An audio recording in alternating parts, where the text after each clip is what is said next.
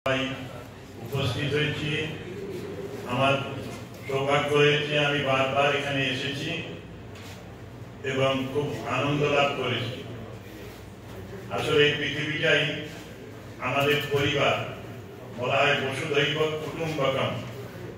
এই বসুধার মধ্যে যাদেরই কিছু ডিফিকাল্টি আছে, অসুবিধা আছে, সেই অসুবিধে দূর করার জন্যই আমরা সবাই নানা নানা ক্ষেত্রে, বিভিন্ন ক্ষেত্রে ব্রতী হয়ে থাকি।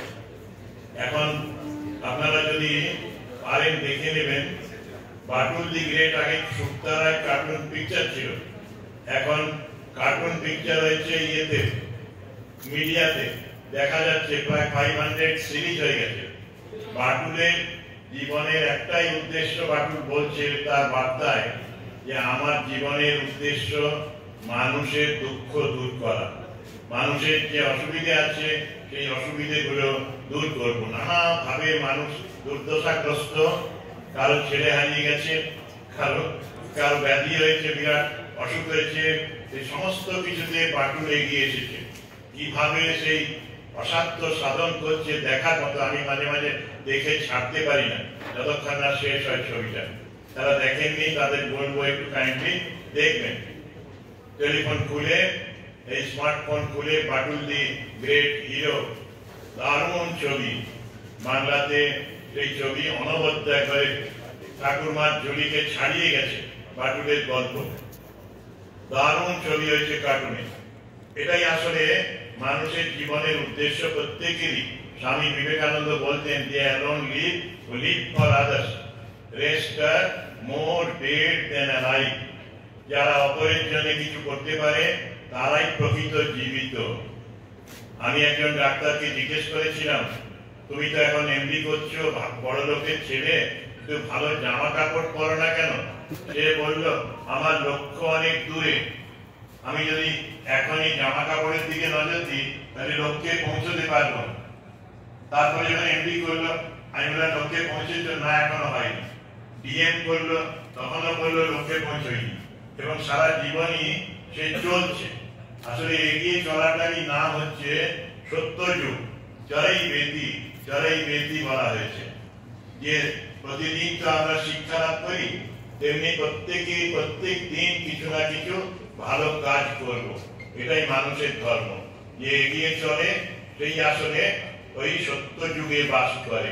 কলি যুগের মধ্যে পরে চারিদিকে কলি অন্ধকার, কিন্তু যেখানে দেখি মানুষ কাজ করছে সেটাই হচ্ছে অনবদ্য। আমি দেখেছি এক রিক্সাওয়ালাকে, যিনি রক্তদান করেছেন 127 বার। তখন আনন্দবাজার কভার করেছিল ছবি দিয়ে।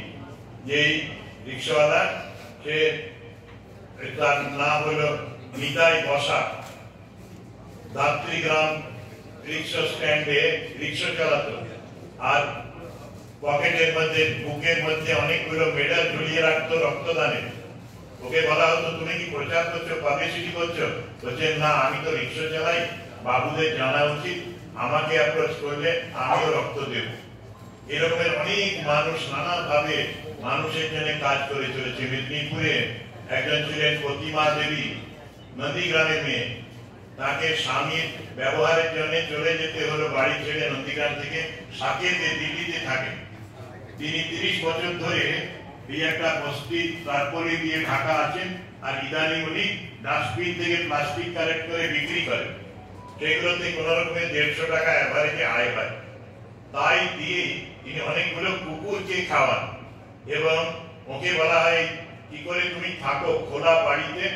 তখন বলে, আমার ছেলেরা আছে না, ছেলেরা পাহারা দেয় আমাকে।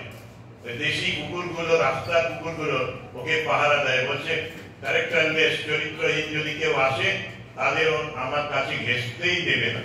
মহিলা একা বাস করে, স্বামী পরিত্যক্তা, স্বামীকে ছেড়ে দিতে বাধ্য হয়েছে। স্বামী ড্রিঙ্ক করতেন, আবার কাজও করতেন না, ওই পয়সায় খেতেন, মদ খেতেন। সেই জন্য ওখানে চলে গেছেন। আনসাং হিরোজ বলে একটা বই আছে, সেই বইয়ের মধ্যে এইসব লেখা আছে। সত্যি আজকে আমার খুব আনন্দ হয় যে পশ্চিমবঙ্গে আমি অনেকদিন ধরেই কল্পনা করতাম ছোটবেলায় যে কিডনি ট্রান্সপ্লান্ট আমাদের রাজ্যে কেন হবে না, অন্য রাজ্যে খুব হচ্ছে। কিন্তু তারপরে ভেবেছিলাম যে সরকারি মেডিকেল কলেজগুলোতে কেন হবে না। সরকারি মেডিকেল কলেজেও শুরু হয়েছে এখন কিডনি ট্রান্সপ্লান্টেশন। আমি দেখে এলাম স্যাক্রামেন্টো ইউএসএ তে, এবারে আগস্টে গিয়েছিলাম, সেখানে একজনের বাড়িতে লাঞ্চ করলাম, এক ভদ্র মহিলা ডাক্তার, উনি বলেন আমাদের হসপিটালে রিসেন্টলি 2 বছরের একটি শিশু সফল কিডনি ট্রান্সপ্লান্ট হয়েছে স্যাক্রামেন্টোতে এবং শিশুটি ভালো আছে। আরেকটি মেয়ে আমাদের বরানগরে থাকে, তমালি বলে নাম, সেই মেয়েটিরও কিডনি ট্রান্সপ্লান্ট হয়েছে প্রায় 10 বছর। খুব রেস্ট্রিকশনে থাকে মেয়েটি, কিন্তু সুস্বাস্থ্যের অধিকারী। আমার ভাইস চ্যান্সেলর আছে আরকেএম ভেরি, বিবেকানন্দ ইউনিভার্সিটি, সর্বোত্তমানন্দ, শিরিষ মহারাজ কানপুর আইআইটি থেকে কম্পিউটার করেছিলেন, তিনিও 5 বছর হয়ে গেল। আর দিদি কম্পিউটার দিয়েছিলেন কিডনি, তিনি খুব সুস্থ আছেন। সমস্ত কাজ ভাইস চ্যান্সেলরের কাজ খুব চাপ, কিন্তু সেই কাজ সব করেন, নির্বিঘ্নে করেন, কোনো অসুবিধা হয় না। এরকমের ঠিক সময়ে যদি চিকিৎসা হয়, এমনকি ট্রান্সপ্লান্টেশন হয়, মানুষ কিন্তু সুস্থ থাকে। এখানেই আমরা তার উদাহরণ পাচ্ছি। যাই হোক, আমি সকলকে শুভেচ্ছা জানাই। আর যারা বিশেষ করে এই কাজের সাথে যুক্ত, ডাক্তার, টেকনিক্যাল স্টাফ, স্টুডেন্ট, সকলকেই আমি অভিনন্দন জানাই এবং আগামী দিনে তারা এই কাজ করুন যতদিন পারেন, এইটুকুই তাদের কাছে প্রার্থনা। আর শ্রী ভগবানের কাছে প্রার্থনা করি, ভগবান যেন তাদের শক্তি দেন, সামর্থ্য দেন, প্রেরণা দেন, যাতে করে এরা এই কাজটা কন্টিনিউ করতে পারেন। কারণ যত দিন যাচ্ছে ততই ব্যাধি বাড়ছে, লাইফস্টাইল ডিজিজ বলছি আমরা।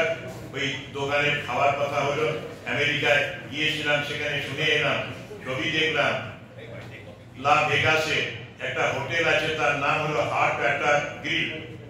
সেখানে মানুষ খেতে যায় মরবার জন্য। সেখানে একটা খাবারে লেখা আছে এটা খেলে একটা বাইপাস করতেই হবে, আরেকটা আইটেমে লেখা আছে এটা খেলে 2টো বাইপাস করতে হবে, এটা খেলে 3টে বাইপাস লাগবে, এটা খেলে 4টে বাইপাস। গুগলে সার্চ করলেই পাবে হার্ট অ্যাটাক গ্রিল।